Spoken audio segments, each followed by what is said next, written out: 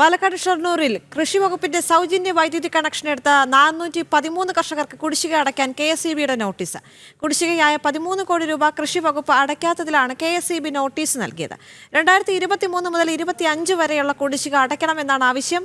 കൃഷി വകുപ്പിനെ വിശ്വസിച്ച കർഷകരാണ് പ്രതിസന്ധിയിലായത്. അരുൺ ആലത്തൂർ ചേർന്ന് കൂടുതൽ വിവരങ്ങളുമായി. അരുൺ, ഈ റിപ്പോർട്ടിന്റെ കൂടുതൽ വിവരങ്ങൾ എന്തൊക്കെയാണ്? ദേവിക, പാലക്കാട് ഷൊർണൂരിലെ കർഷകരാണ് കൃഷി വകുപ്പിനെ വിശ്വസിച്ചതോടുകൂടെ വലിയ ബുദ്ധിമുട്ടിലായി മാറിയിരിക്കുന്നത്. ഈ ഷൊർണൂരിൽ കൃഷി വകുപ്പിന്റെ സൗജന്യ വൈദ്യുതി കണക്ഷൻ എടുത്ത 413 കർഷകർക്കാണ് കുടിശ്ശിക അടയ്ക്കാൻ വേണ്ടി ഇപ്പോൾ KSEB നോട്ടീസ് നൽകിയിരിക്കുന്നത്. കുടിശ്ശികയായ 13 കോടി രൂപ കൃഷി വകുപ്പ് അടയ്ക്കാതായതോടുകൂടെയാണ് KSEB ഈ കർഷകർക്ക് ഇത്തരത്തിൽ നോട്ടീസ് അയച്ചിരിക്കുന്നത്. 2023 മുതൽ 2025 വരെയുള്ള കുടിശ്ശിക അടയ്ക്കണം എന്നാണ് ആവശ്യം.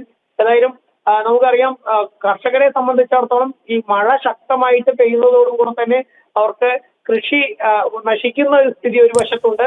മറുവശത്താണെങ്കിൽ രണ്ടാം വിള നെല്ല് സംഭരിച്ചിട്ടും സംസ്ഥാന സർക്കാർ ഇതുവരെ അതിന്റെ തുക നൽകാതെ വലിയ ബുദ്ധിമുട്ടിലാണ് ജില്ലയിലെ വലിയ ബഹുഭൂരിപക്ഷം കർഷകർ. ഏകദേശം 40,000-ഓളം കർഷകർക്ക് രണ്ടാം വിള നെല്ല് സംഭരിച്ചതിന്റെ തുക സർക്കാർ ഇനിയും നൽകിയിട്ടില്ല.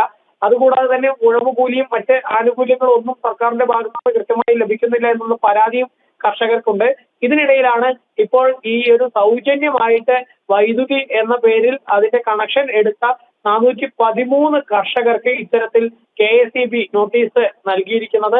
കൃഷി വകുപ്പാണ് ഈ 13 കോടിയോളം രൂപ കർഷകരുടെ തുക അടയ്ക്കേണ്ടത് എന്നിരിക്കെ കൃഷി വകുപ്പ് അത് കൃത്യമായിട്ട് അടയ്ക്കാതെ വന്നതോടുകൂടെയാണ് ഈ 413 കർഷകർക്കും ഈ കുടിശ്ശിക അടയ്ക്കണമെന്ന് ആവശ്യപ്പെട്ടുകൊണ്ടുള്ള നോട്ടീസ് ലഭിച്ചിരിക്കുന്നത്. കർഷകർ ഇപ്പോൾ അതിൽ എന്ത് ചെയ്യണമെന്ന് അറിയാത്ത ഒരു അവസ്ഥയിലാണ്.